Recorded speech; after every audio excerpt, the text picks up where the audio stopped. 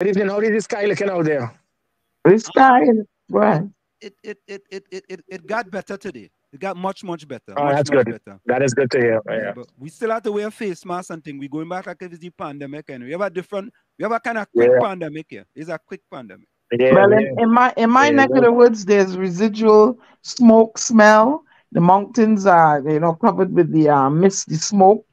But it's not. I'm not as Right. bad as down New York. I'm in Connecticut, so a Okay. high. I'm like in a valley, so I miss, I miss all that drama. Yeah, Right. we gain plenty secondhand smoke. Yeah, bro. we Yeah.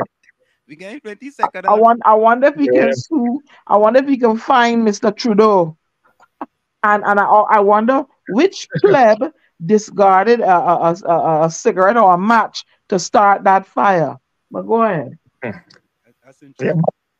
So I hope it clears up quickly. Yeah. yeah, it's funny. It started yesterday, and like in where I live, we were looking at the overcast. I thought it was rain going. I thought it was rain going on fall. Yes, Hmm. you know. Yeah. And as a matter of fact, I was just telling Diana and Tommy, I actually went out running. Being that I wasn't focused on the temperature or anything. And but when I went to the track, I was the only person running on the track. I said, something wrong. Then when I came back home and I heard the news that they're telling people you're supposed to wear a face mask and don't go outside. But you know what? Yeah. Yeah. It's gonna get better. Do you guys don't have anything at all in Trinidad, right? No, no, no, not at all. Until when we keep looking at you guys up there, I mean, it reminds me of these apocalypse movies like an I Am Legend or Walking Dead. The way that looks out there, it's just Hmm. really, it's not a nice sight at all. I really hope it clears up for you guys as quickly as possible. Yeah, yeah, Yes, yeah. And we and, do. and, and it kind of cleared up today. And I actually didn't go out to run today. Yes, I say, you know what? Let me just take, was a good time just to Yeah, take yeah, a day off. Yeah, so I didn't go out to run. You know. So Mr. Griffith, yeah. we're looking at the political landscape and we're looking at upcoming the local general election. Go, Now, as political leader of the NTA, there are 14 municipal corporations. Is the NTA going to field candidates in all of those 14 municipal corporations? Right. So, good evening, New York and Byron. So, yet again, I'm now the NTA. We are a political party. I mean, there are dozens of persons who call themselves in Trinidad and Tobago a political party, but when election comes about, they do not participate. That means you're an activist group. We are definitely not an activist group. The response we have so far has been overwhelming. The battle lineup that you'll see, it's pretty impressive. We have been conducting interviews by the hundreds as it goes along, and it varies from the length and breadth of Trinidad. So and persons have been coming in requesting for us to consider them as a possible candidate to vie for a position as a councillor in the upcoming election, and they've been coming to all different corporations. I am not going to make any further comment in detail on it because I am going to be very strategic. My military training, as it pertains to tactics and strategy, it is going to be used specifically to ensure that we have a successful result in the election. And one of the aspects of strategy is not to actually reveal your strategy. It is going to come out. But what it is going to be a national referendum for positive change, a referendum against what we have seen known as creeping dictatorship. And we are going to do what is required to ensure we send a clear message, loud and clear, to the individual who has caused this. So Mr. Griffith, who would you say is the NTA top competitors in this local election? I know Well, you're a again, competitive person. You play hockey, right? yeah, yeah. And you look at who is your opponent. There's one opponent, and that is the person who leads the political party that is in government. The one opponent that we are seeing is the individual we intend to have removed from office because enough is enough. Listen to persons up north. Let me tell you something. There's a perception that you all will have that there's a major concern of fear in Trinidad and Tobago. And we all believe that the majority of the fear factor in this country has to do with crime. Guess what? That has now become secondary. The fear factor has to do with victimization, with intimidation, with harassment, political intimidation. People are fearful in this country. Never before. We can go from Eric Williams, George Chambers, A.N.R. Robinson, Basdio Pandey, Patrick Manning, George, all of them. And not one have we ever seen, Kamala Prasad-Bissessar, has the country ever been fearful of somebody in command? We are seeing a situation where an individual is trying to handpick commissioners of police, interfering in an independent process, causing a police service commission to resign in disgust, causing the court to prevent him from operating in a way to go in parliament to read reports littered with lies, trying to influence persons, a president to break the law, having a commissioner, a police service commission head breaking the law, utilizing of illegal the resources of the state to intercept the phones of individuals, using the state resources to intercept financial accounts of individuals. People are fearful to actually come out to say that I am not voting for you, and that is your fundamental right. Apart from safety and security, is your right to state who you would like to represent you in parliament. And people are fearful. They are fearful to say that I am voting for, whether it is the UNC, the NTA, the PDP. Those are the three parties of relevance that are going against the PNM. And it is really sad that we have reached that point. So the one thing that has to be removed is that dictatorial aspect of democratic dictatorship, when one man alone in this country can handpick a president, a chief of defense staff, a commissioner of police, a chief justice, president of the Senate, the Speaker of the House, the Police Service Commission indirectly, because he appoints the president, who appoints them. This is very close to a police state, and you are seeing police officers being involved in this. You would have seen the matter with Brent Thomas. Police officers involved in abduction, and they got the permission from government officials to break the law by leaving Trinidad and Tobago to abduct a Trinidad and Tobago citizen outside of the territorial waters of this country. That is the madness that is taking place in this country. And the country. So what I am doing is leading the charge to ensure we send a clear message to this individual of one word: enough. And who is that individual, Mr. Griffith? That's Kit Rowley. Okay. He is the political leader. He is the prime minister. He is the person that has been instrumental in all of the ills that we have seen in this country. Let's forget about the fact of his incompetence, his inability to provide proper systems of education, health, the economy, social services, youth development, sport, national security. That is beside the point. What he has done is every time this man goes on a platform, it is to attack, it's to destroy, it's to discredit, it is full of hate, bitterness, arrogance. When it is you reach a point that this country's biggest problem, apart from being fearful of political victimization, is the fact that you're afraid to leave your home. And even if you're in your home, there's home invasion that is taking place. And then you have someone who was there previously, who the country believed 89% said he was doing a good job to reduce crime. And he says, Prime Minister, I know we have political differences, but I am willing to help you. I am willing to show and guide you to show what can be done to make sure people are not raped, killed, kidnapped, robbed. And you, with your arrogance, will say, you're not one of us. You don't have my political party card. I virtually prefer to see the country drown in blood than to get your support. And then you have a handful of people clapping like those trained seals they have in Orlando, in SeaWorld, applauding this, not being concerned that by doing that, your child could be the next victim, your husband, your mother, and you're applauding this. That is the dangers that we have when people are so blinded by politics. You go in there and do not realize that you're affecting your own self. Thankfully, there's that floating vote, that third constituency of persons who are not PNM till they're dead, who are born at UNC and are going to die at UNC. And nothing against these two parties. They have done so much to develop Trinidad and Tobago. But that 100 to 150,000, they play a critical part to decide the outcome of an election. And those are the troops that I have rallied. We have circled the wagon, and we are ready to rumble on August the 14th. And that message will be sent clearly to Keith Rowley that enough is enough. So, Mr. Griffith, I want to come back Yes. to a poll there is had, but I want to ask you this question.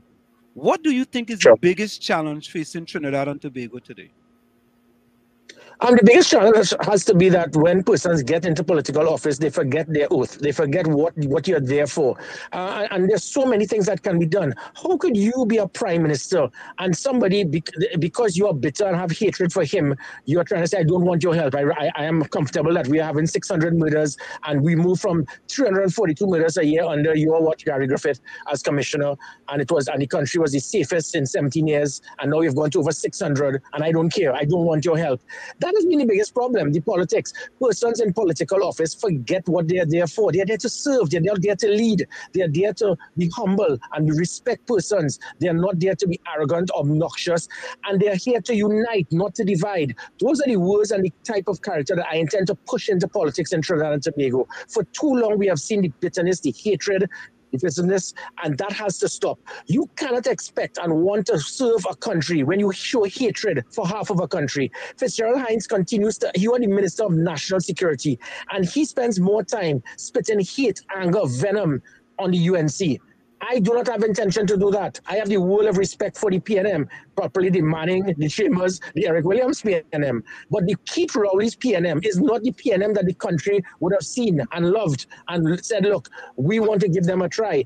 And that is why that 150,000, the vast majority, 95+%, are saying, we want this man out. This is not the PNM that we know. So this is not against the PNM. This is the RPNM, the Rowley PNM. And that Rowley PNM, that is where that message must be sent on the 14th of August. You can't continue to utilize state resources to attack and go after political opponents. Hear this, New York.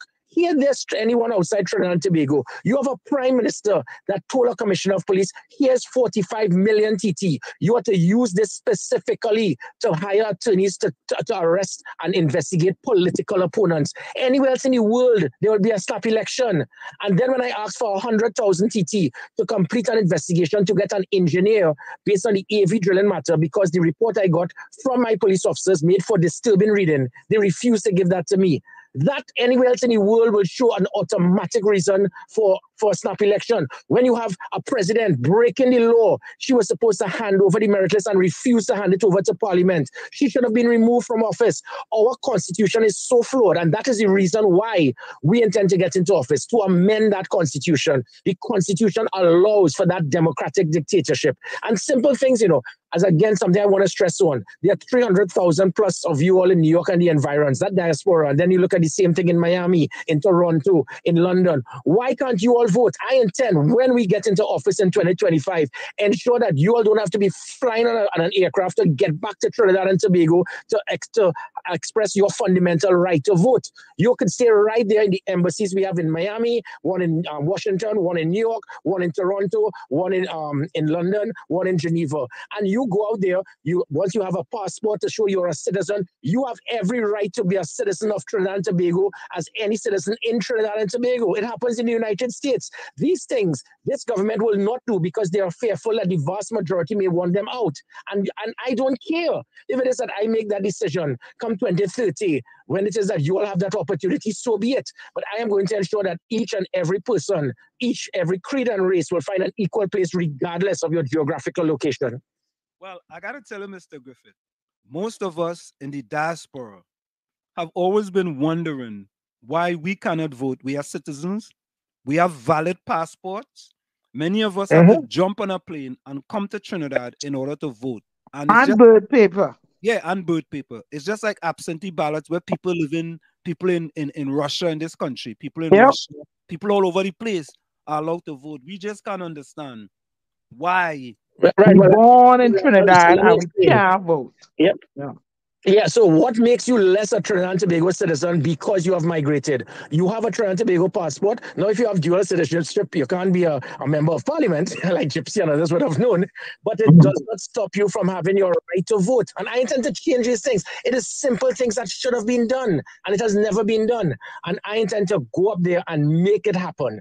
And again, let me tell you, so the reason why political parties will not do this is because we have worked this maths and this magic for general election election so well because whoever wins St. Joseph and Tunapuna wins the election. So political parties will go and pump supporters from their base support in other constituencies, shift them across, do all this bacchanal. And with all of that, you're not helping in serving the country. If it is that what we are supposed to have is anyone who's a citizen of this country, you must have a right to vote. And as I said, I intend to do that. If there's the perception that if they allow this, there may be too many persons that may be red that will cause the yellow to lose or vice versa. I don't care. I intend to do what is required. And it is, I really hope that all the citizens out there in the environs, New York, Boston, LA, Miami, anywhere in the United States, the rest of North America, in the UK, you all need to understand that this must happen. It is going to happen, and I give you that promise. There's nothing that stops it and should stop it from happening. So with that in mind, Mr. Griffith, do you believe political parties have propaganda machines? Well, I heard, I was listening to a so-called recording from someone who is alleged to have been a political, somebody who holds political office. And propaganda machinery is something that has been done for years. You all could go all the way back from Watergate and send it all the way up. Propaganda machinery, the ideal thing of propaganda machinery is when you have a leader of the opposition goes into parliament, goes with typewritten document with 17 typographical errors, which is impossible to send as an email, because we all know in the United States, if you type an email of anan@mail.com, it cannot go through. And this man had the audacity to question the intelligence of a whole country by stating that these were emails. And he read it out, and that is the height of what you call propaganda machinery. But you see, the good thing is he is bright. Keith Rowley is bright. The one place that you can lie, discredit persons, and not be sued is in Parliament. That is why he wanted to take this so-called fake audit report of firearms, where it is, again, a prime minister feels that people could be so stupid, he will go and hire persons, pay them big money, select them, and virtually you could tell them what to write. They will write the report that is stated, it is alleged, it is rumored, and we have heard. You can then take that, read it out in Parliament to destroy and discredit the character of a political opponent and not be sued. Imagine a court had to put a prime minister in his place, and a court had to tell Keith Rowley, basically, you cannot do it. On what grounds could you do that? Because this is the only prime minister feels that he can launch an investigation. And that shows his ignorance, his stupidity, and his dictatorship. So all of those things is what you can see and know as propaganda machinery. So we have seen it for decades in this country. We have seen it internationally. Propaganda machinery is one where you can utilize all sorts of different avenues to try to discredit persons or to try to enhance your own substance through false pretense. So Mr. Griffith, therefore, the NTA needs a propaganda machine too, right? Not at all, and that is the thing. What you see is what you get. Okay. I am not going there with, there's a political party with one man, and he spends all his time speaking about Gary Griffith. So I'm not going to call Philip Alexander's name. So he talking about Gary Griffith. Now, how could you be a political leader of a political party and 95% of all of your releases is about another person in another party who is not even in government or opposition? So that again is the type of the gutter type of politics. So we're not going to do that. What you see is what you get. I am the same way I offered my service to my country for 17 years in the Defense Force. I was the first Trinidadian that returned home with a UN Peacekeeping Medal. I was the youngest officer that served in the attempted coup. I have been the right hand of a prime minister and a president. I left after 17 years service. I served my country as a national security advisor. I've served my country as a national security minister. I have served my country as a commissioner of police. And all I am doing is offering my service to my country. I am not here to fool people, to mislead them, or to give them false hopes. I'm going to tell you exactly what it is. I'm going to be honest. I'm going to be straightforward. What you're going to see is the type of politics this country has not seen for a very long time, but they deserve it. So what are you saying? Correct me if I'm wrong. Are you saying that the Progressive Empowerment Party is not a real party? Well, if it is, you can name one other person that you have ever seen in that party other than Philip Alexander. I will eat my phone right now. Or I will go and plant peace in Tobago, like Shadow said. Name one. Every single release, every single statement, every single comment he makes is by himself. And what makes it sad is that for you to be in a political party, when people form political parties, I ask you all, why do you form a political party? Not to be in government? So why would you be in a political party and all you do is speak about another political leader in another party who is not in government or opposition? It is either you're really clueless or you're working on behalf of someone. He needs to answer that. But see, that is totally irrelevant. That is why there have been polls, there have been interviews being conducted, and he's not in it because, again, he is Keith Rowley reloaded. I am not here to be speaking about bitterness and hatred and attacking people. I am not here for that. That is the reason why I offered my service to Keith Rowley. I do not want Keith Rowley to fail. If Keith Rowley fails, we all fail because he holds the position at this time. And that is the type of politics we need. When you are not in government, you can stay as an opposition. We support this bill. We think it is right for the country. The word opposition is a terrible word for persons who are not in government. An opposition is not there to oppose. An opposition is there to put checks and balances, to provide the country, to make sure there's not that type of dictatorship. And I was willing to support Keith Rowley. That is the type of individual I am. I intend to be a patriot before being a politician. And the persons who I have selected in the National Transformation Alliance, they're all that. I do not like yes people around me. And sometimes political leaders like that, so that they will say something and everybody will agree. When you do that, you make mistakes.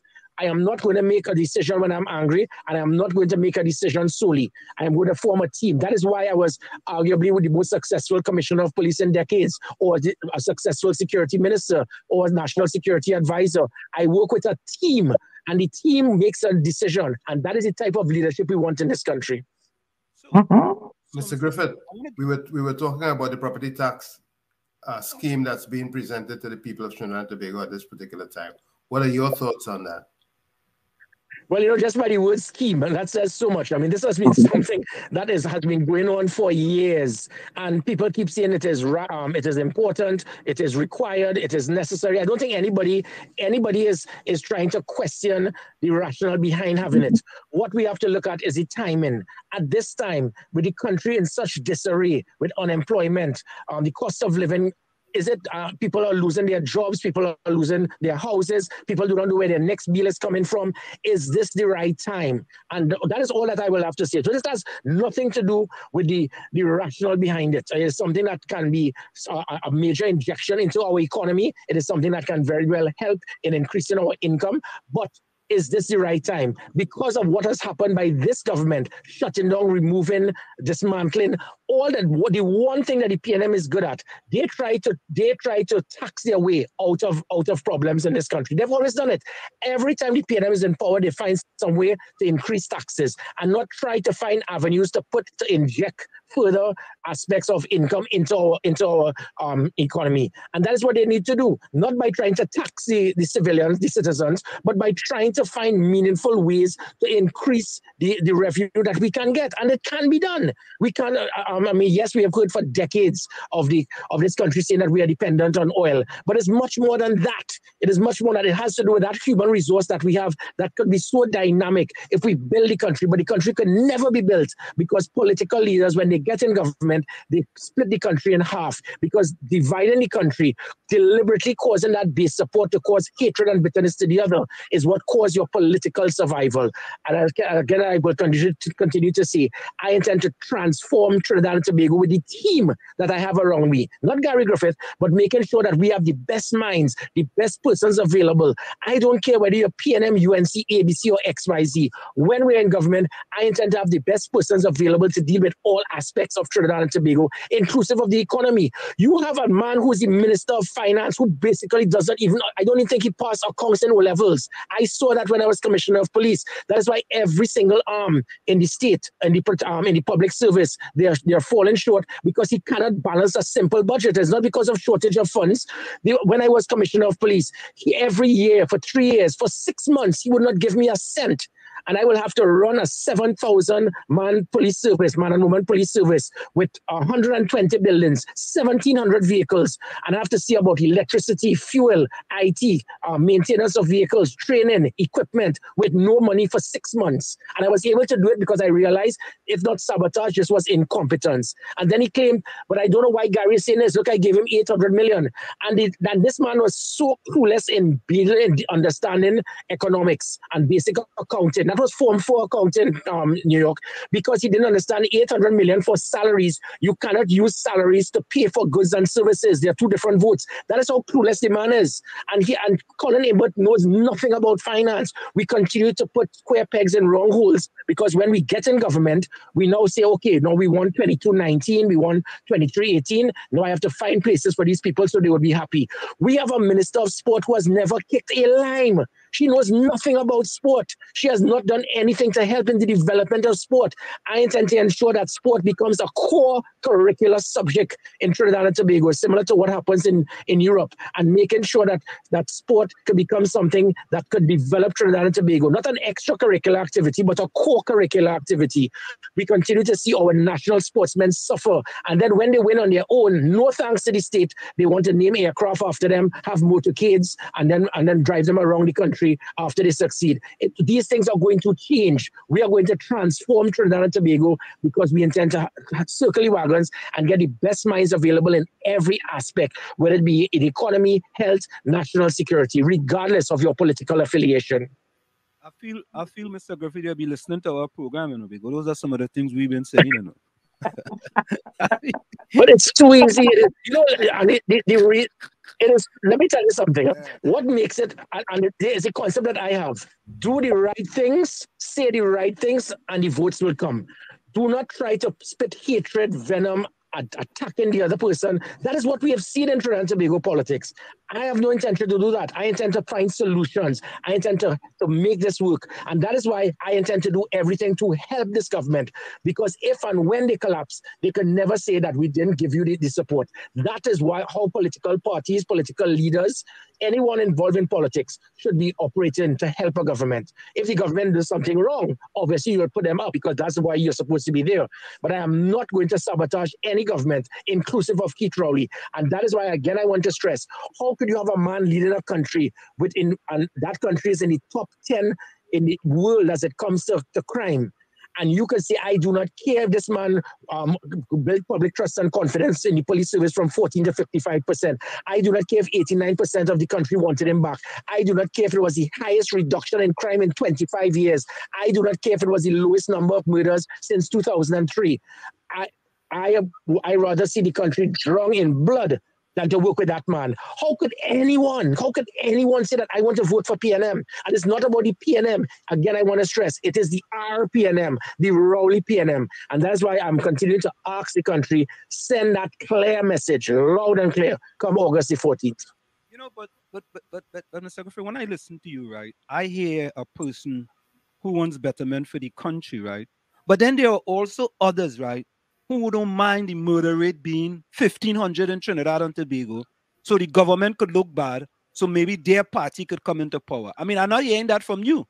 I'm not hearing you saying that. I can't do that. I can't do that. That's not the way I've been cut. And I don't want anybody in the political party that I lead, the government that I may lead, to be along that line. You can't be happy. You know, there are people that would say, yes, boy, 3 more murders tomorrow. Oh, good, we'll hit them hard. You can't do that. When I was a commissioner of police, every single murder, even though it wasn't my fault, it was like a small paper cut. So even though there were 342 murders in my last year, it was the lowest number of murders in about 20 years. I still felt I could have done better. And that is what you're supposed to operate as a politician. You're not supposed to be happy and joyful based on the failures of a government. You're supposed to be disappointed, because that is how I intend to continue to operate. My personal view is that I could put it on a red carpet for Keith Rowley, explain it to him. He's not going to understand, because there were over 100 critical policies I put in place that transformed the Trinidad and Tobago Police Service. The public trust and confidence was 14% in 2018. When I left, it moved to 55%. So from being the least trusted, least amount of confidence the public had in any arm of the public services, it moved to the number 1 in public trust and confidence. And a year later, since I left, it has gone right down to probably the least trusted yet again. And no fault of these officers. It has to do with leadership. And that is why I use these 4 principles of good leadership, management, accountability, and measurement of performance. I did that for the police officers under my command. I did it as the Minister of National Security. I did that as an Army captain, a lieutenant. And I intend to do the same as a political leader. So I am not going to be going after with political assassination of opponents and playing this game of, we catch them. The Section 34 and the email gate and all of that. I mean, it is sickening. We need to have some political maturity in this country. I mean, I have done it. I mean, so often I've looked at the US politics, look at UK politics. I mean, you all are certainly not perfect. No one is in politics. But good God, just have a heart and try to do something. Try to do something to understand that the politicians, they are not the enemy. Those people who have a different political party card, you're not the enemy. Why is it only Carnival Monday and Tuesday our country could be united? They should be united every day of the year, especially a country with the type of personality and the character traits we have to be proud to say, I am a citizen of this great country. That is what I intend to do. And whilst I remain not in government, I will continue to offer my support, my advice, my services. If they do not want it, it will show and cast aspersions on the maturity or the lack of by those individuals. And that is why the same citizens that you refuse to help them through trying to circle your wagons and take away your political immaturity will send that message to you. You had your chance and you blew it. Mr. Griffith, there's a feeling that you should join with the UNC. As a matter of fact, I'm just looking at someone in the chat putting that in there, and there's a feeling that you will be more successful if you join forces with another entity, and quote unquote the UNC is what some people are saying. What are your thoughts? Well, listen, this so-called third party, that floating vote of the persons who are not PNM or UNC, this has been going on for decades. It started in 1981. Let me just give you all a quick political history here. Not that I'm that old. It started in 1981 with the ONR. They got 91,000 votes. They did not get a seat. They then checked themselves. They formed a strategic accommodation with the ULF in 1983 in the local government election and swept the PNM. That accommodation showed it got a type of unification and belief that never before in the history of this country we saw a country so united where they all went in one thing. Actually, the last time the US had something like that would have been probably when Ronald Reagan was president. And that was the National Alliance for Reconstruction with the 33-3. After that, it collapsed based on personalities and lack of political maturity from different persons. The NAR went back on their own in 1991, got 127,000 votes, not a seat. The only time the UNC has ever won on their own was in 2000 when they won 1916-1. In 2007, the Congress of the People continued that so-called third constituency. They got 147,000 votes. They did not win a seat. The UNC got 190,000 odd. They got 15 odd seats, 15 or 16. In 2010, there was some degree of political unification when it was based on some type of strategic move just to get into government, and it did not work as according to plan. So things that people have tried, they have failed, we have seen it happen. One thing we do know is that third force is a very powerful third force. And I am not here to say that, because if it is that it was just to join with UNC, we would have done that. I could have easily, I was in the UNC before, I was in the COP before, I could have easily joined the UNC and jettisoned myself up in a very senior position. But there's a void in this country of that third constituency needing proper representation. And that is what we need. And that is the reason why I'm here. I am going to make a decision not based on what Gary Griffith wants, but what the country wants, what the people want, what the citizens, not just of the supporters of the NTA want, but what the country would need.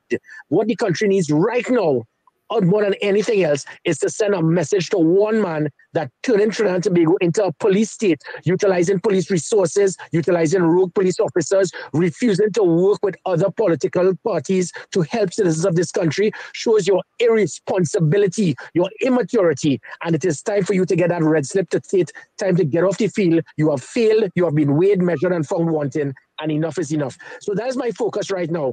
Other political parties, the one angle that I'm seeing is that Keith Robley must be removed from office democratically, and it will start with the local government election come the August the 14th. So, Mr. Griffith, here's a question, right? Do you believe that the THA chief, I like you put on your commissioner, your former position as commissioner of police. Do you believe that the THA chief, Fali Augustine and Zurich Shahaka, did anything wrong from what was heard in the audio release, and should they resign? Well, again, no, there's something with artificial intelligence where, and this is Mhm. not in any way me trying to defend Folly. I am not here. That is not. I am not here to judge. I do know there are certain things that people can have artificial intelligence, and I could get the three voices of you all, type something on a computer, and once we keep your voices, it will have us saying the same thing. I am definitely not saying that is what in this case. But my point being, however, is if there's something that may be perceived as some type of misappropriation of funds as it pertains to someone utilizing state funds to divert it for political propaganda, it must be investigated. The stupidity of McDonald Jacob, when we had all of the problems with the meritless, the fiasco, Blissy Prasad breaking the law, and she should have been arrested because she suspended a commissioner and withdrew a meritless without the approval of the Police Service Commission, who resigned in disgust because of it. Dr. Jacob made a stupid statement and it showed his ignorance in understanding the role and function of a commissioner. He said nobody has reported this as a crime as yet to him, so he cannot investigate. Nonsense. You as a commissioner of police must know fully well, with or without someone going to a station to make an investigation, if there is enough credible evidence to substantiate that there may have been a crime committed, you just need to investigate and clear the air. That is what I did.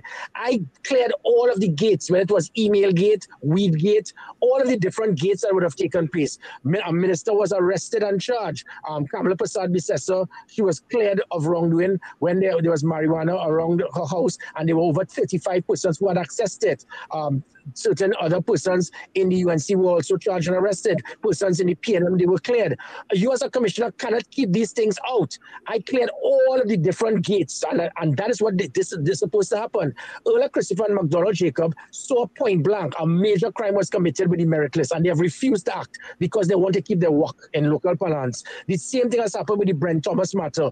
No way police officers can leave Trinidad and Tobago unless the government approved. Nobody needs to report that as a crime. You know that a crime was committed because if the police officers went out rogue, then they should be arrested. If they were given approval by the government to get the CARICOM aircraft to send them out, and then the government officials aided and abetted in the abduction, and they too could be arrested. But they have refused to touch these things. And this is a similar situation. This so-called audio has taken place for weeks. And if I was a commissioner of police, immediately I would have taken the audio, have statements from the relevant individuals, and see what could be done to ascertain if a crime was committed, to clear the persons of wrongdoing, or to take decisive action to have persons disciplined or arrested if they broke the law. But Earl Christopher, just like McDonald Jacob, they are singing for their supper. They do not, and their commissioners have done that for years. They are afraid to step on toes because they don't know how it is going to affect their job. I did what I had to do. As a Minister of National Security, as a Commissioner of Police, I don't need a job. I didn't need a work. I will do what is right, and these commissioners forget their oath in office. So that is what I would have done. My personality and character traits obviously will be different to Earl Christopher and McDonald Jacob. So you don't have an opinion whether they should resign or not because there is no investigation. Correct. The investigation must be first. You can't resign unless it is that there's something based on an investigation. You call any person, you make a statement, you do a thorough analysis of the audio footage. You see if you could get the persons who were also there in the room, hear what it is they had to say. Get that. That is what you do. The commissioner has been silent. So again, it goes back to the propaganda machinery. Who is to say that this is true and it means that action should be taken on the politicians? Who's to say it is not artificial intelligence that deliberately padded this? I have something that I can send for you with Barack Obama stating NTA is the way to go, using Barack Obama's voice. And that is the type of so that's the type of artificial intelligence that can be used. And I'm not saying that happen here. I don't want people to feel a backing for fun or anything like that. But my point is, before, you can't arrest someone and get someone to resign until you could say, look, we have it. It is confirmed what you have to say now. The commissioner has left it. It's the same stupidity that McDonald Jacob said. Well, we can't investigate the meritless fiasco because nobody reported it. How could these people were police officers for decades? I was there in days and I understood policing better than them. And that's what should be done in this situation. So what about under your watch? What would have happened to the police officer who arrested the shouting granny? You saw that video, right? They called she the shouting granny that was arrested recently. There was a demonstration on a place in Barraco, I think. Somewhere there was a demonstration. These things could not have happened. It all goes with, and I explained. Listen, if you recall my last 2 years, that is the reason why public trust and confidence in the police moved from 14 to 55%. We started Dan, rather than pointing a gun, we started putting out a hand and using a handshake, getting us to understand. We started giving people tickets in the road for obeying the law. So you get a ticket to go to the movie, you get a ticket to go movie town for doing the right thing. I transformed the police from being obnoxious, high-handed, arrogant, to being seen as Trinidad and Tobago's finest. And the change of the uniform, customer service training, public relations, getting them to understand you being obnoxious and arrogant does not serve the purpose. Granted, we have outdated draconian laws, such as disturbing the peace, and 2 young boys could lime on the corner and be charged for loitering. And these were colonial laws that have been there for over 100 years, deliberately designed to control the masses and to ensure that the few colonial police officers could keep control of them. These things have to change because, again, you look at New York City, what people could argue with a police officer, but you listen to what he has to say. In the Trinidad and Tobago, police officers have gone right back to that arrogant type of policing, and it's no fault of theirs. It is lack of leadership, because immediately I would have put a stop to that. Stop. You have to use flexibility and look at every situation on a case-by-case basis. There was a situation where a man had a bucket in his tray, and you give him a ticket. And then, this could be and these are the things that sometimes it takes a degree of flexibility and understanding. Being a police officer is not trying to see, I have to give out a quota of 50 tickets before I could come back to the station. That's the kind of nonsense that is taking place again. So if your bumper is 1 inch over the white line on Arpita Avenue on a Friday night, you're going to get a ticket because they have to fill their quota. These are the things that affect public trust and confidence in the police service. And again, as going back in government, we have to change certain laws to prevent those police officers from feeling that, look, the law is there, it gives me that authority, and I'm going to do it. And that is what we intend to change. So here is a pressing story in Trinidad and Tobago now. The situation with regards to election observers, which was requested by the opposition leader Kamla Persad-Bissessar for the local election. So the Prime Minister have agreed to Mrs. Kamla Persad-Bissessar request for election observers in this upcoming local election?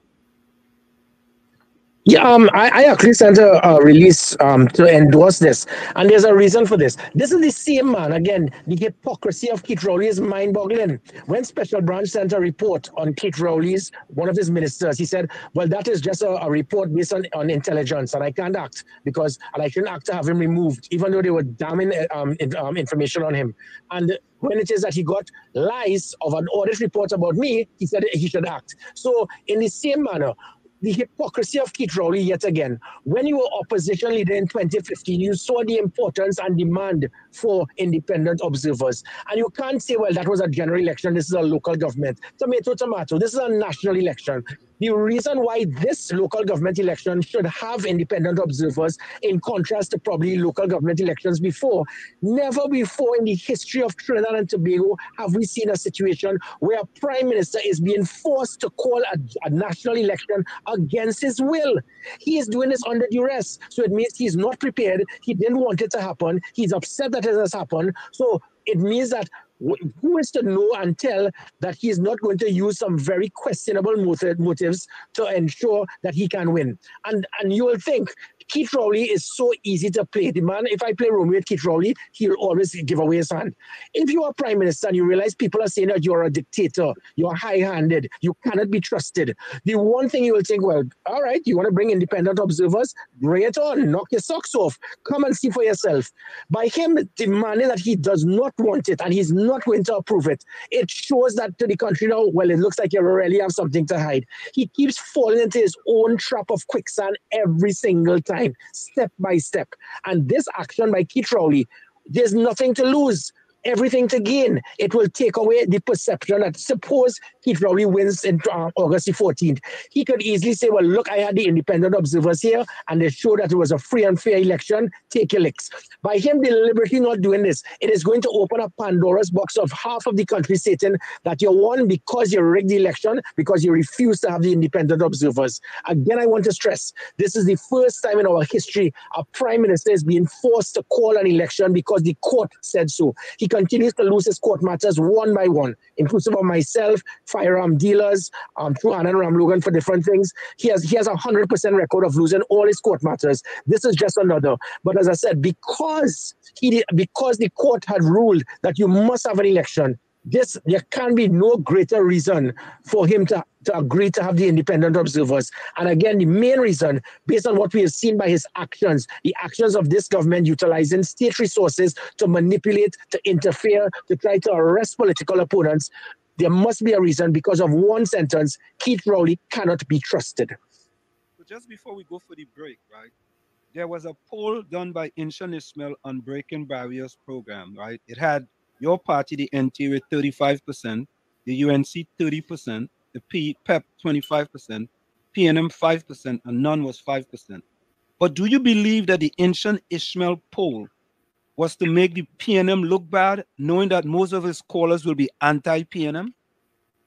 No, definitely not. The poll wasn't to make the PNM look bad, but the poll must be taken for what it is worth. And you are quite correct, because there's a certain radio station, 95.5, with Darian Marcel, John Gill, and so forth. Not once could any of these persons ever say anything ill of the PNM or good about the political parties outside of the PNM. So if there's a poll done by that radio station, you will get 95% of the country voting for the PNM. So you have to take a poll for what it is worth. That poll was conducted by a station that is very anti-PNM, and that is fine. So if it is that, so I am not saying I'm taking the poll with a pinch of salt. The value of the poll will show that the vast majority of persons who are not aligned to the PNM that voted were in support of the NTA and the UNC, which is factual. There was another poll that was done by one of the major social media groups, MYOB. It has 165,000 persons, young persons, and in the poll conducted, NTA got 45%, UNC got 26, PNM got 25. And again, a certain so-called politician said, well, only 5,000 people voted out of 165,000. The boy is so clueless, he doesn't understand that when polls are done, you will do a poll here in Trinidad and Tobago by, well, it is Nigel Henry or whoever, and you will interview 500 persons out of 700,000 voters, but the margin of error will be 4 to 5%. It is done in the United States as well. So that those polls have shown that there's a strong support for the NTA with youths. There's a strong support of those people who are against the PNM, but it is not to say that the NTA has gone off to the starting blocks. No, what it's saying is that we are turning the bend, heading towards that finish line with the major political parties, whilst the others are busy now trying to get out of the starting gate. So, Mr. Griffith, I think that when we look at it and what's happening in the landscape today, right, it seems that many people say that when you look at, especially for us outsiders you're looking in, every day seems to be something different.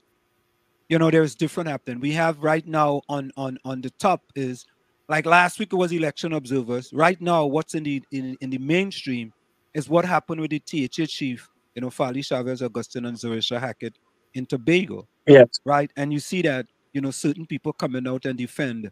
Now, if you had to give, no, I can't answer that question, because you're the leader of a party too, as well as Fali is the leader of a party. Right. So yes, that MYOB that ENTT, where you got 45%, UNC got 26%, PNM got 22%, and the PDP got, yes, you know, 7% of the votes. You know, it was interesting. Now, when we come back, right, you can stay with us for a little bit longer. Yes, certainly. All right, yeah. So when we come back, right, I wanna play a video for you, and it talks about what I think is the Police Service Commission.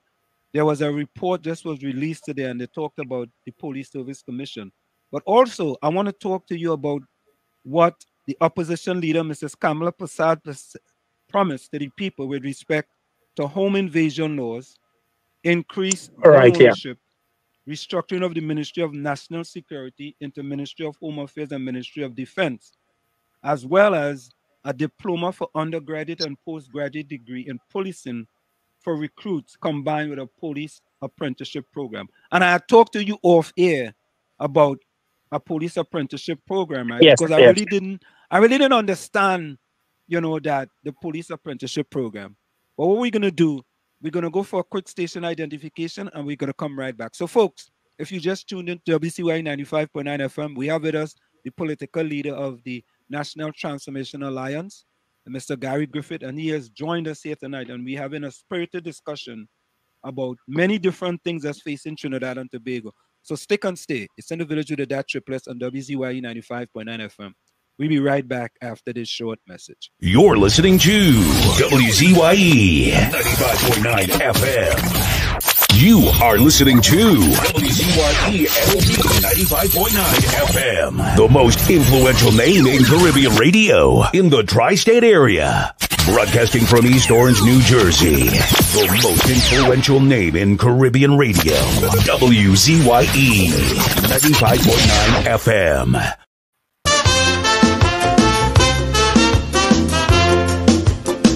This thing called PNM, this thing called UNC, is one set of dotishness to Mama Kai, you and me. It ain't have no color, it ain't have no race, it ain't have no principles or any values in place.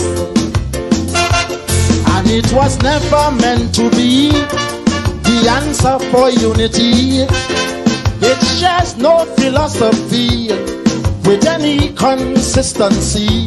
For when you watch the pedigree in each and every party, the difference you see turns out to be a case of power and money. Look here, them French Creoles in Saint-Anne, Maraval and Saint Clair, they don't hold no allegiance or no party here. Rich men must be supporting who they feel going to win. Loyalty, friends, means nothing. Money is their thing.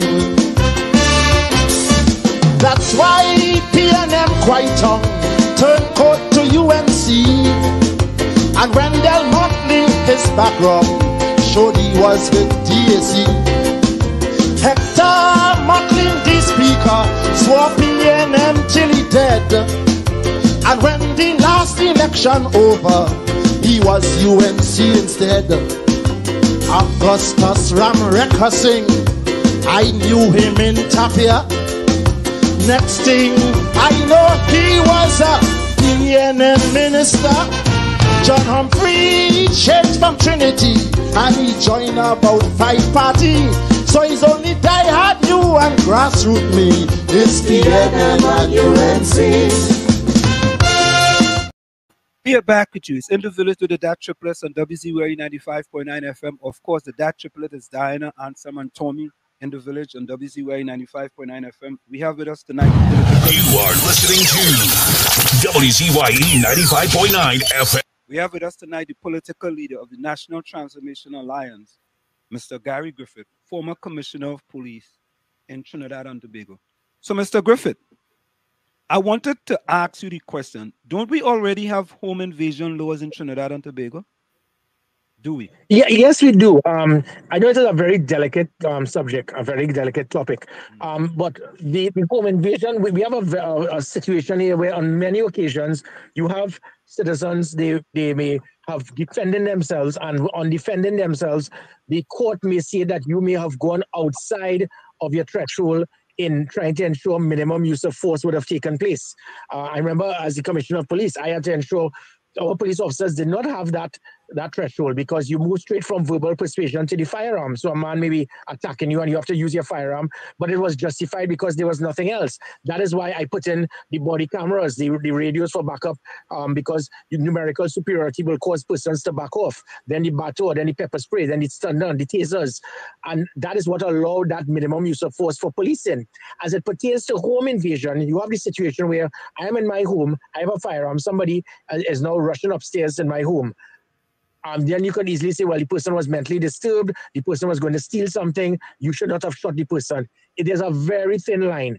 Keith Rowley, what he has done was it was very deceitful to try to give the impression that the opposition leader was trying to say that if somebody jumps in your yard to steal a mango, it gives you the right to shoot him. That is not the concept of what we are speaking about.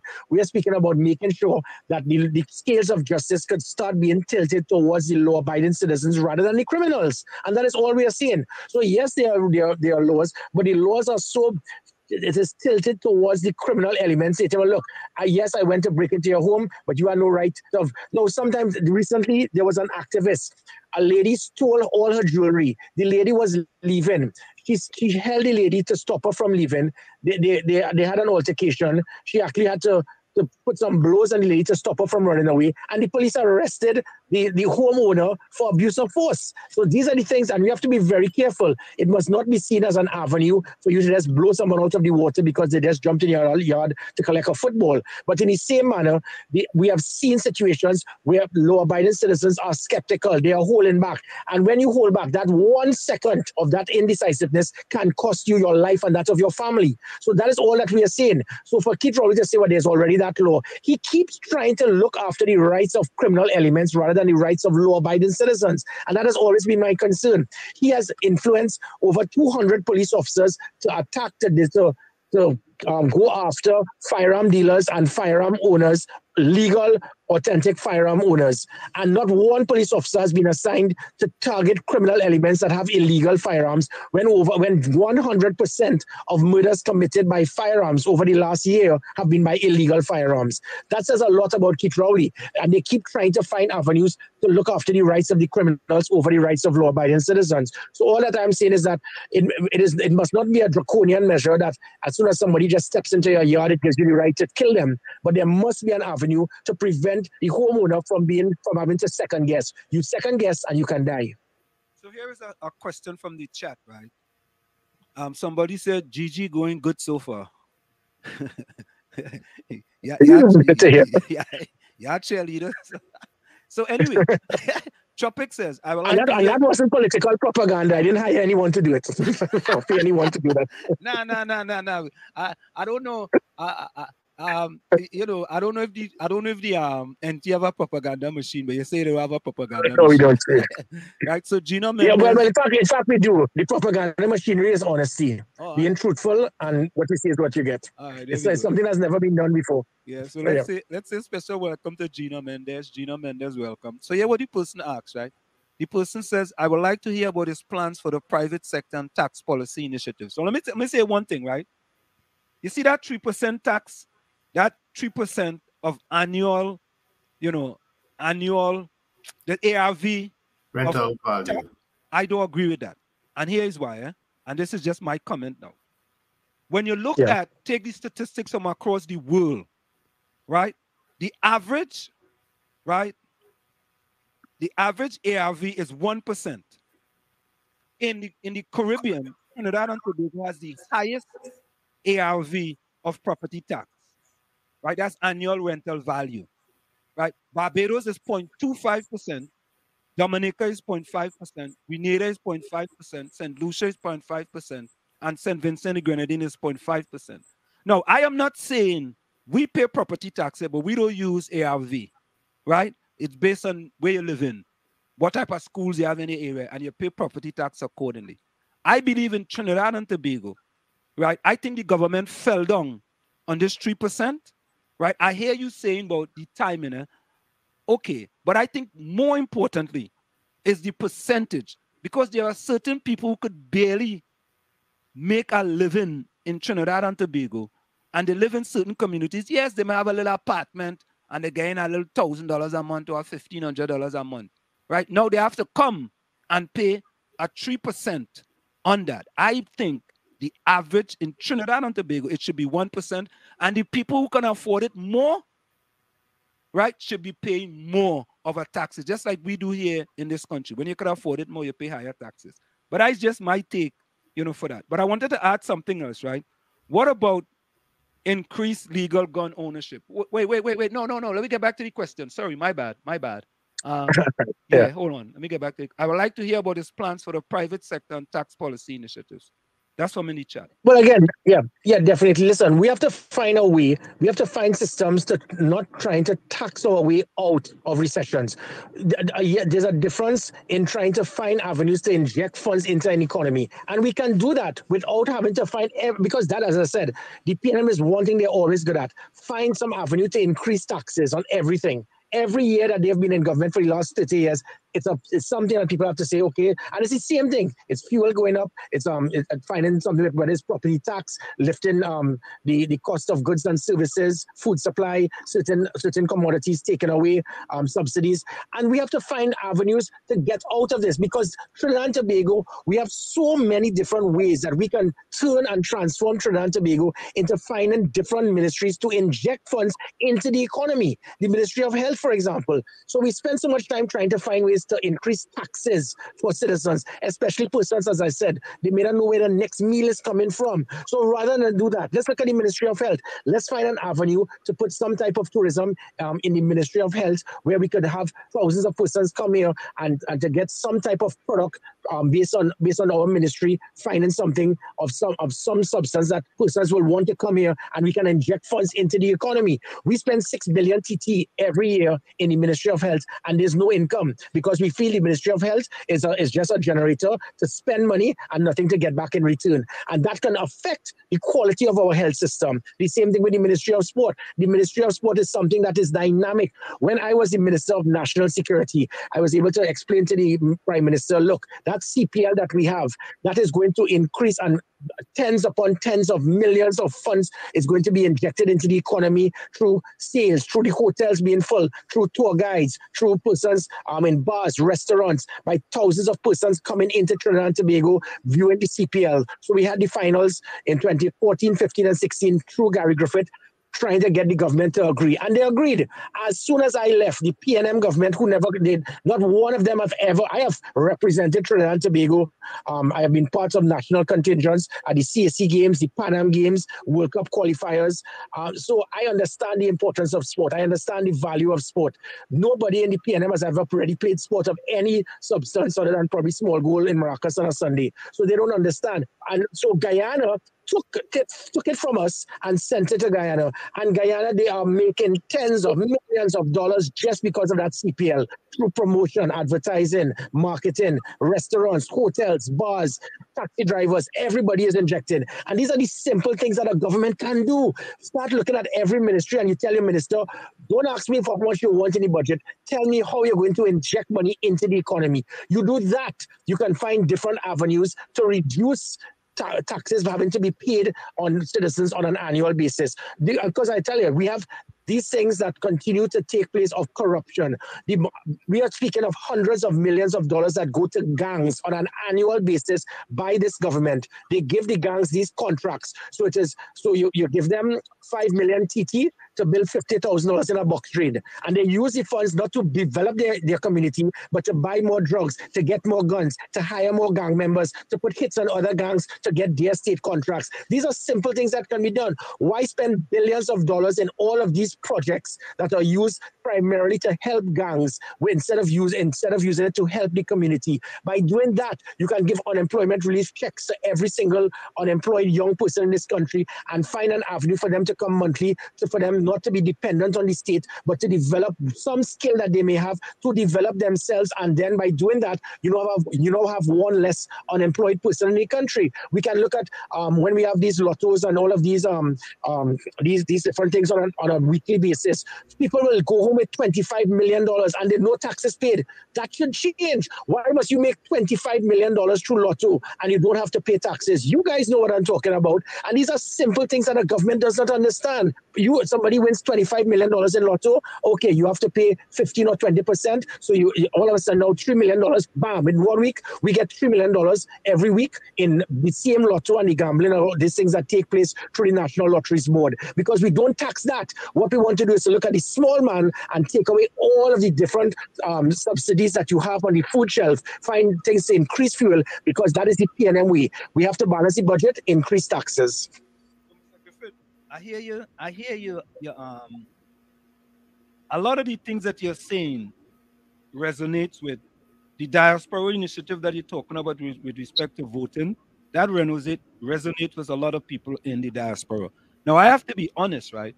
With respect to sports, right? I'm boasting now. I'm a 20 times world record holder in Masters track and field. And I had recommended to both. By the way, I wanted to say something. I think you said the PNM, but I think all government current and previously had given gangs contracts, right? Is that accurate? Yes, that is accurate. Okay, yeah, good point. All right. I just wanted to put that on the table. Yep, you're correct. And really and truly, it started from about 2005 when Patrick Manning brought them into a hotel and on the conference room and referred to them as community leaders. This contract started being given out, and from there was a point of no return. Since then, we have gone for 350 murders up every year for the last 15, 18 odd years because of that problem. When you play with filthy animals, you would get fleas. Do not pay them. Do not give them. I had my challenges in my own government as the Minister of National Security, because you're giving the gang members funds, giving them, and when they get the funds, they are getting more sophisticated weapons to come after my own law enforcement officers who have less sophisticated weapons because they don't have these state contracts. What they have is certain small arms that they will get. So those things, yes, it has been going on for just about 18 years now. So I want to, all right, let me get to this question in the chat because I want to get back to increased legal gun ownership. This is from what the opposition leader had said, and restructuring of the Ministry of National Security. I think you will be a very good person to give us some take back on that. But here is another question from the chat. Takesha said, Mr. Griffin, what is your take on school violence? Well, again, this government, they are totally lost. What a government will do when it is that they do not understand how to solve the problem, they point fingers. They blame society, they blame the children, they blame the parents, they blame the community, they blame the teachers, and that is what Keith Rowley is doing. How come we never had the problem of school violence from 2018 to 2021? Because as the Commissioner of Police, I was able to utilize so many different things to transform the type of policing that caused young persons to realize there was this thing about, I don't know if you would have seen it, a few moments later, people did not know how and when police will show up.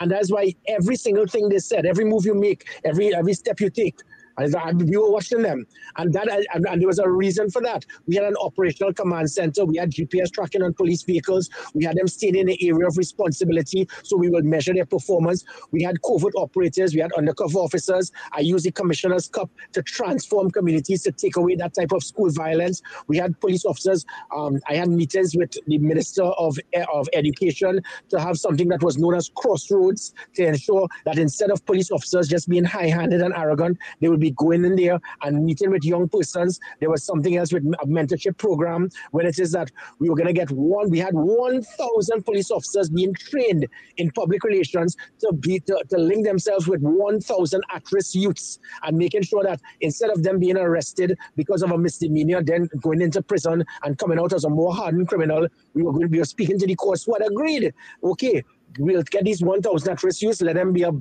you have a big brother police officer. All of these things were shut down. They were removed. We had a system of looking at the 35 at-risk schools and having people would have seen it off 21 Jump Street.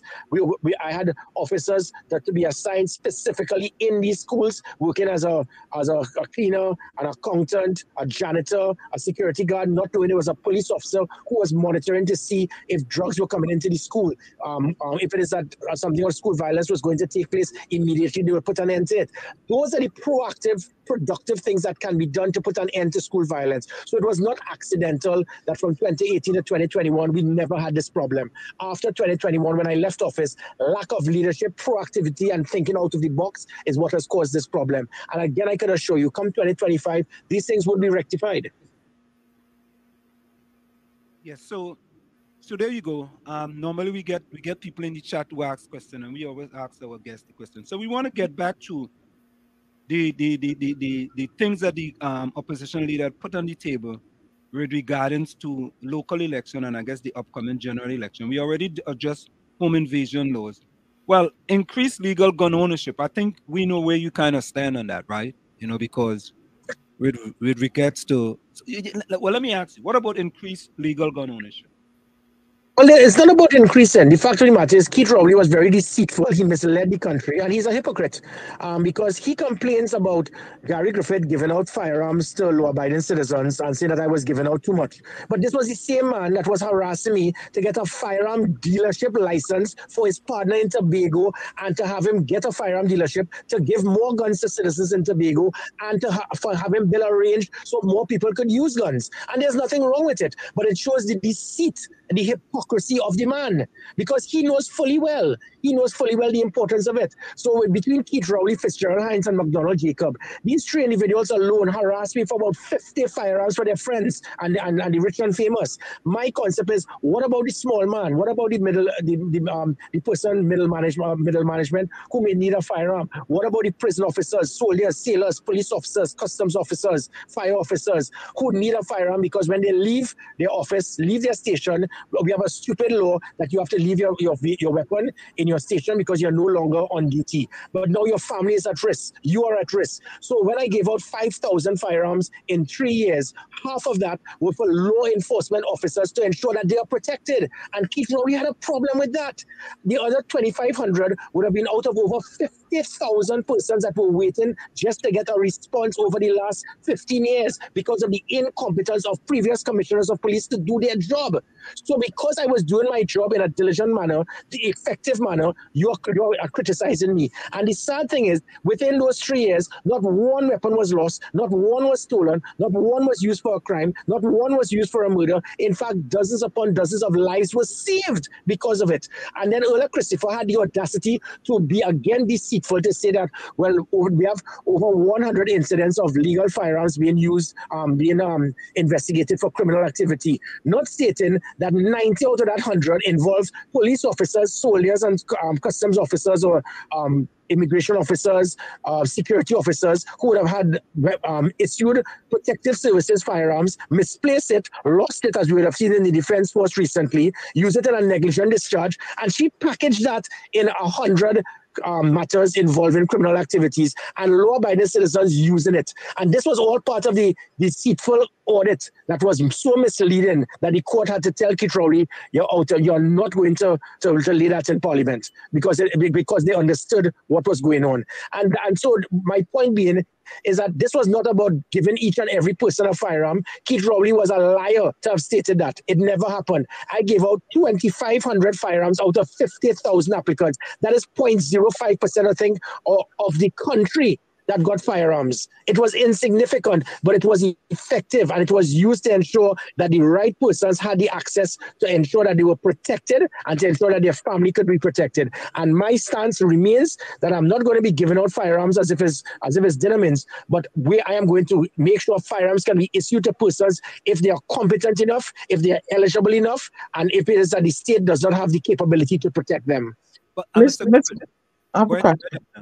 have a question, Mr. Griffith. How are you doing? I'm listening diligently. Right. Good. It is being floated around out there that a lot of these firearms are coming through, like the customs area, the bond area. Yeah, and apparently, from what I understand, you all can correct me if I'm wrong. Persons that there are persons who hold tenured positions, for lack of a better word, and they can't be moved. And perhaps, there may be something nefarious going on. How would you, with your national security experience, your commissioner of police experience, and you become the next prime minister of Trinidad and Tobago, how would you manage that area and not step on toes and to decrease the amount of unwanted firearms coming in? Yeah, sure. First, it's similar to what I did as the Minister of National Security and then the Commissioner of Police. I don't know if you're aware, I went to New York City on several occasions as a Minister and Commissioner of Police. I met with Mayor Rudy Giuliani. I looked at the good and bad of New York City. In the mid-90s, you all would have known that police officers, they were known as pigs. Within 2 years, they were turned into America's finest. So what I did is I worked with the NYPD, and it was the first time I met from Bernard Carrick, Bill Bratton, and then Kelly and three other police commissioners as commissioner and minister. And we signed, it was the first time ever the Trinidad and Tobago Police Service signed a cooperation agreement to work hand in hand with the NYPD. And thanks to the NYPD, they were able to start giving us systems and training to assist in gender-based violence, dealing with social media monitoring, dealing with IT, dealing with all sort of different things. And one of the main things going to the point is that by working with the NYPD, we were able to share information to ascertain where and how these illegal weapons will be leaving the ports from where there's New York City. And I did the same with the chief of police. I went up to Miami, I met with him. All of these things have collapsed because the weapons are coming from the ports.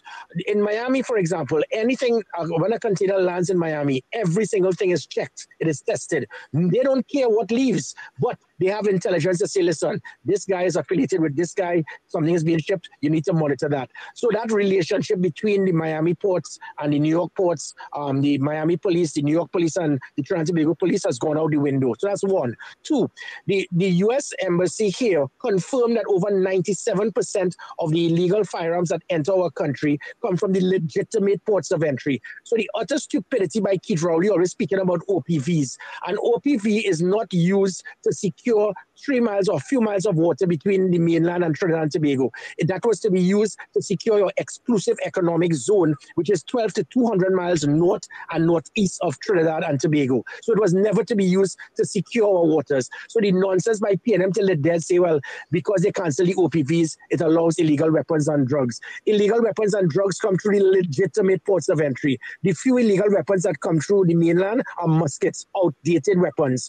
What you get are the sophisticated arsenal of assault weapons, which are weapons that can fire 35 rounds in a few seconds in automatic mode. That comes from North America. So the problem lies at the legitimate ports of entry. I gave a comprehensive document showing to Keith Rowley yet again, this is what can be done to plug it. It was known as a border protection unit. I piggyback, if not cheated, watch the airports in Miami, watch the ports, see what they did, and said this is what could be done.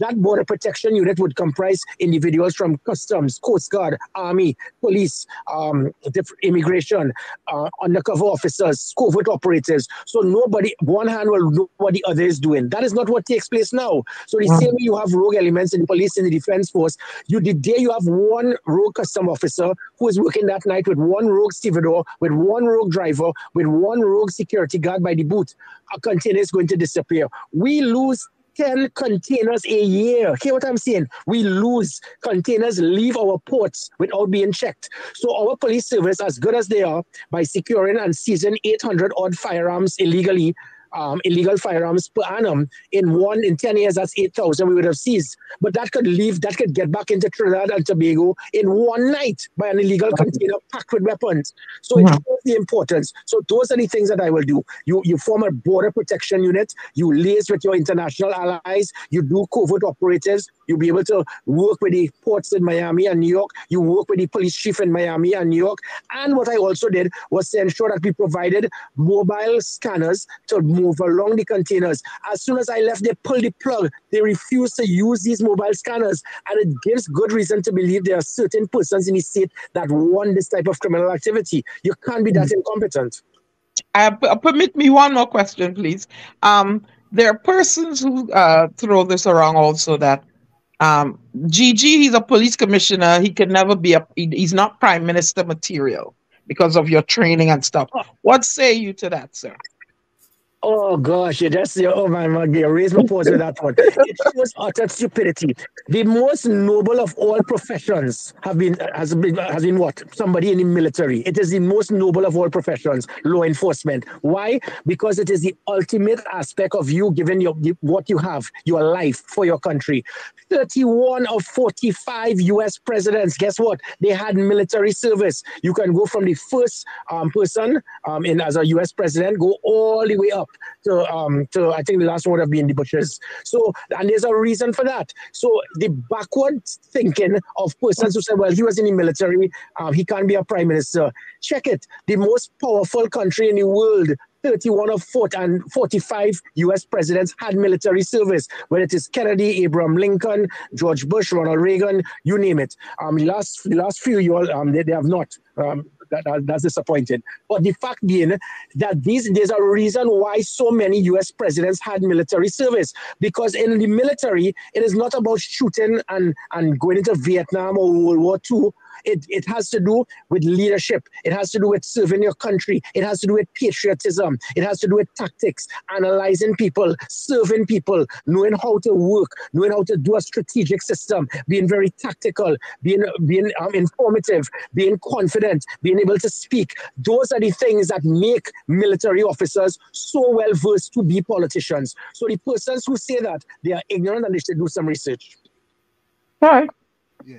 Mr. Griffith, somebody petitioning here in the chat. It says, Gary, do you need office space for your NTA party in Caroni East? I can accommodate.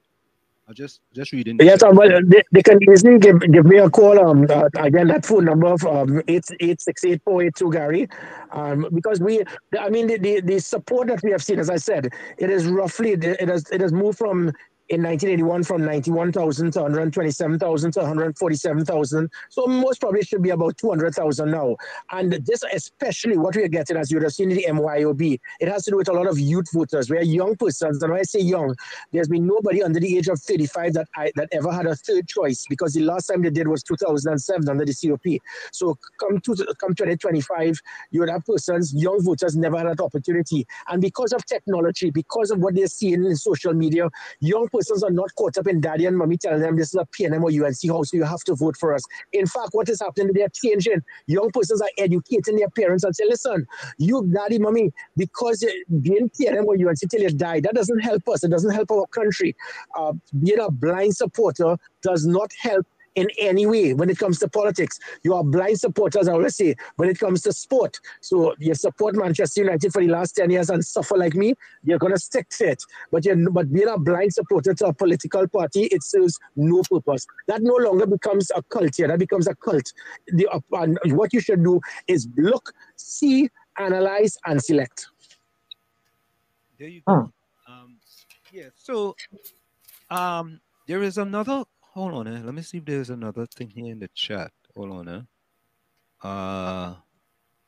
Ellis says, when Gigi became the top cop, he went after the corruption of licensing office within his first year. So I guess another person putting up a compliment. Now, as he said licensing, right? I have a question. Sometimes there are many of us who feel like, there is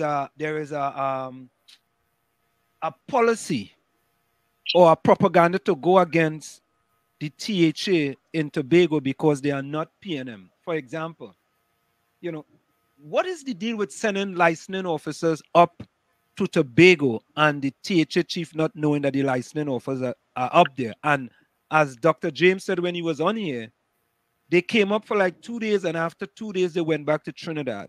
It's not like they came up and they were going to have a presence. But they just had a presence for 2 days and then they went back to Trinidad. It seemed like if they went up to Tobago to harass people and then they went back to Trinidad and Tobago. What's your take on that? Well, again, lack of communication, lack of respect, lack of coordination. It cannot make for good law enforcement. You can't be a prime minister, and because persons on another island that is half of your country, you're not going to have that respect. So the chief licensing officer, out of common courtesy, you must speak to the person, to the THA, to let them be aware of what is happening, because the THA also has subset elements that may need to know what is happening, what is going on. You see, when sometimes positions get to your head, and that's why I always said, as a commissioner of police, I will never go into Tobago without making the relevant stakeholders aware. Whether it's Commissioner of Police, Minister of National Security, it is critical. Anytime as a minister, every time I will go there to THA to meet the Chief Secretary of London, he will be aware. We will have communication, proper dialogue. I challenge this Minister of National Security. How often have you met with this THA Chief Secretary? He will not. You know why? Because it's a different party card. And that is the sickness that this country must end. As the Minister of National Security, I was in the People's Partnership Government. The THA Chief Secretary was over in London from the PNM.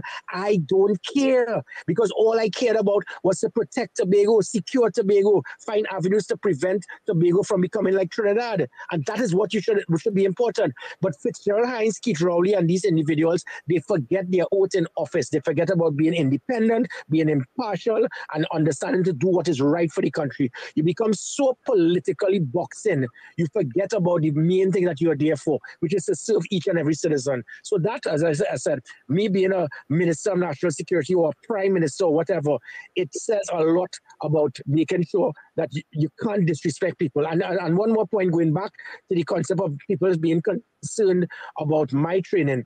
The most fundamental right of any citizen is that of safety and security, which again could probably be one of the reasons why you guys, 31 of your 45 odd US presidents had military service, because nothing is more important than to protect your country. Nothing is more important than to protect the lives of citizens. And because of my training, that is what is going to be used to protect people. So I have a skill, and my skill is national security. And that is good. That skill is going to be used not just in my leadership, in other aspects of what the country needs, but it is also going to be used to secure people.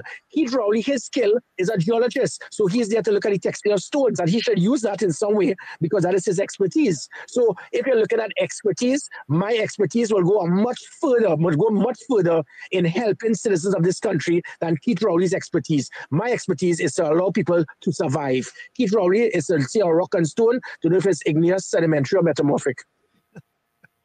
Mr. Griffith, you say, Mr. Griffith, you're hitting below the belt. Easy.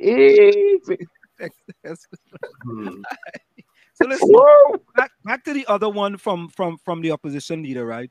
Restructuring of the Ministry of National Security to Ministry of Home Affairs and Ministry of Defense. What do you say about that? Well, that came about through National Security Advisor in 2010. I drafted that for the Prime Minister as a National Security Advisor. I did immense research. I looked at systems in Guyana, in the Caribbean, in the United States, in the United Kingdom. And it is really impossible for you to have, and it is not appropriate, because the biggest problem that Trinidad and Tobago has over the last 20 years has been national security. And you cannot box national security into one big aspect of dealing with internal security and external security at the same time. You guys, it's similar. You got Homeland Security, and then you have the National Security Advisor dealing with other aspects and elements, and other persons dealing with the external security to make sure that the United States will not be invaded from whether it be terrorism, whether it be illegal immigrants, whether it be a possible invasion. And then you have your internal security of policing. It's two different things. Keith Rowley's total ignorance in not understanding security of a nation is what has caused this, because he doesn't have one person with the qualification, training, or expertise in national security or criminology. And that's why the research that I did, I understood we need to have that Ministry of Home Affairs and the Ministry of Defense. The Ministry of Defense will include things like the customs, the immigration, the defense force, to be able to have a proper radar system, to be able to secure our exclusive economic zone, to have that three-tiered protection of Trinidad and Tobago waters, from tier 1 being the land to 2 miles out, which will have small interceptors. Tier 2 will be from 2 miles to 12 miles, which will be medium patrol vessels to secure against things like illegal immigrants, illegal weapons entering the country.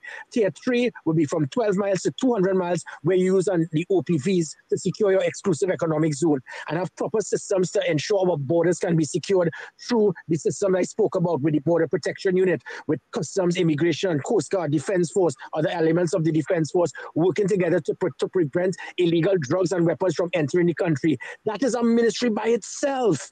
Then you have internal security of policing with law enforcement that has to do with the internal aspect of national security. Two totally different things. It is because of Keith Rowley's ignorance in national security, and that's why he will never have anyone debate with me in national security. His whole government could come across there, and I will eat them raw, because they don't understand. So what you do not understand, because of your ignorance, you will just try to disregard it. But I could assure you, I support that recommendation, because I drafted it. And there was another one that I drafted, which was the Ministry of Justice. The Ministry of Justice, right now, that is boxed in to the Ministry of National Security in the aspect of the prison service. That aspect of the prison service is critical to be totally revamped, because we have the highest recidivism rate in the Caribbean. Our rehabilitation of prisoners is terrible. Young persons go into prisons and they come out a more hardened criminal. The justice system should also be changed, because we have persons who may be in remand yard for 12 years for a crime committed where the maximum sentence is 5.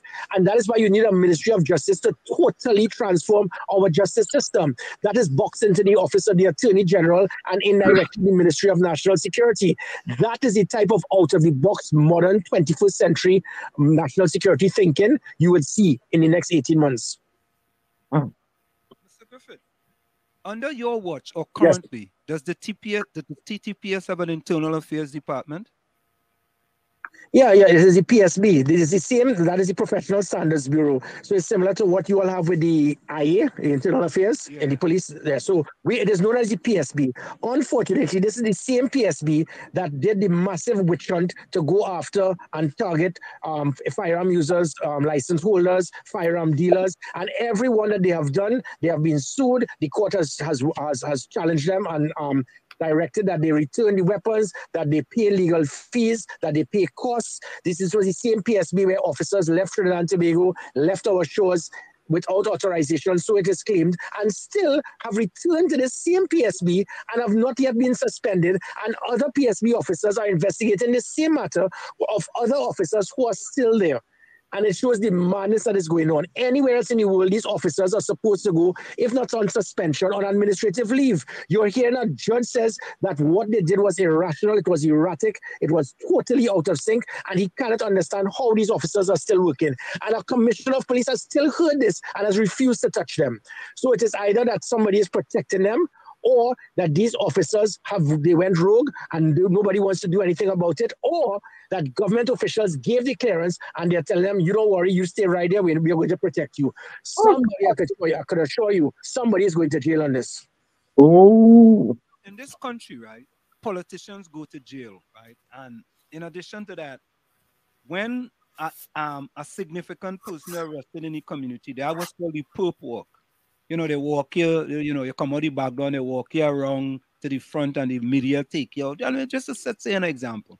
When are we going to get to that point in Trinidad and Tobago where we have people who are indicted or people who get arrested? Well, we have people who are indicted. They're still in parliament. I don't believe in that. But people who are politicians who are involved in any sort of corruption be arrested. When is that going to happen in Trinidad? Well, it did happen under my watch. A minister in government was arrested and charged. It did happen. Yes. Yeah, we also had previous senators that were also charged under my watch in the opposition. So it has happened. But and again, that's the importance. People love, especially in Trinidad. I don't know Trinidad and Tobago. I don't know where it is, or if it's the same up there. But we love to see their people being arrested because it makes you get the impression that the court and justice is not just for the small man, and that is true.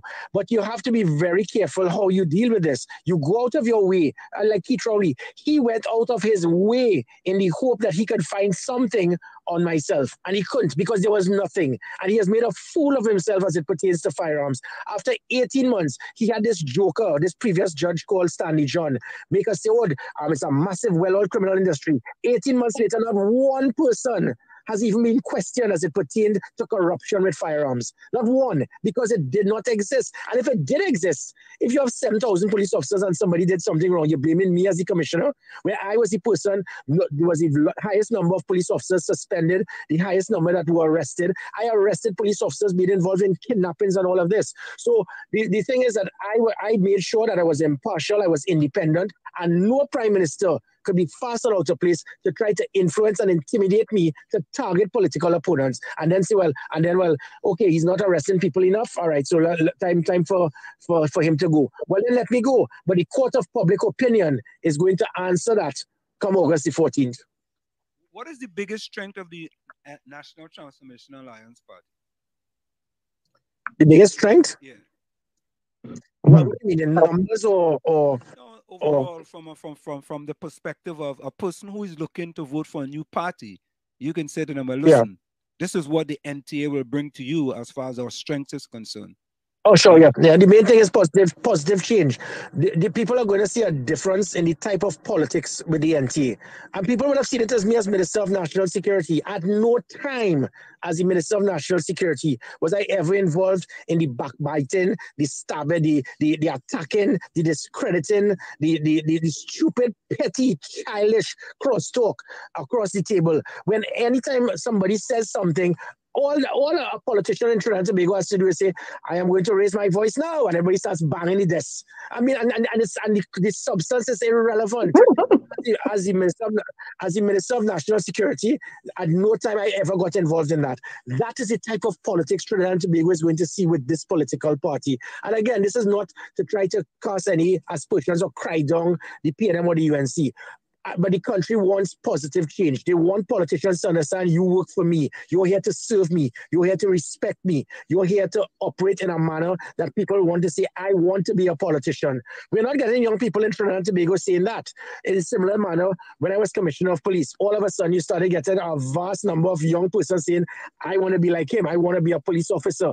That is what you should aspire to be in your position, that young people will say, this is what I want to be. This is who I want to be. I am definitely not perfect. I have my mistakes. I have my faults. But I could continue to open my eyes to understand if I made a mistake, I can say that I am sorry. Could you ever hear Keith Rowley ever say that? It is never going to happen. That alone shows the arrogance. People don't want politicians who are arrogant, who are obnoxious, who are full of hate, bitterness, and to divide. What you're going to get with me and this political party is to unite, to build, to be productive, for us to move forward in such a way to unite this country that it has never been seen before.